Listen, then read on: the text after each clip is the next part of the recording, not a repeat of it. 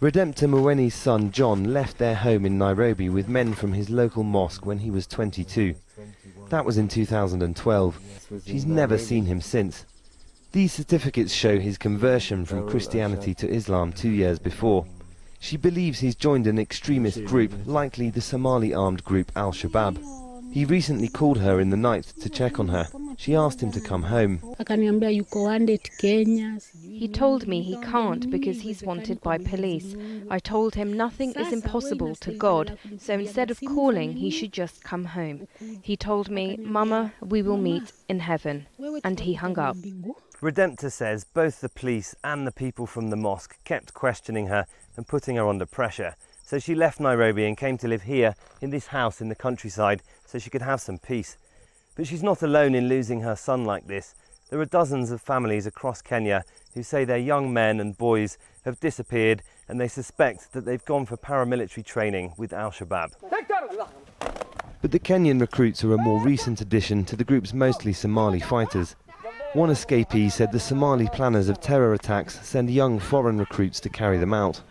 But when the group first rose to prominence in Somalia, its main aim was to overthrow the unpopular Western-backed government. They brought a brutal form of Islamic law, but also stability in the areas they controlled. In 2007, Ugandan troops arrived to support the government, the first country to contribute to an African Union force. Al-Shabab threatened retaliation in Uganda.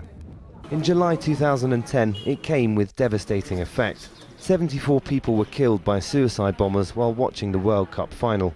It was al-Shabab's first attack outside Somalia. Kenya's army joined the fray in 2011. It entered southern Somalia following al-Shabab kidnappings on the Kenyan side of the border. A week later, attacks in Kenya began. The 2013 attack on the Westgate shopping mall caught the world's attention. At least 67 were killed. The attacks on civilians in Somalia and abroad detracted from al-Shabab's claims to be a movement for the Somali people, but they drew the attention and support of al-Qaeda. But at home, al-Shabab was losing most of its territory to the African Union troops. They have been pushed away from most of the territories that they used to hold, including the very lucrative port of Kismayu.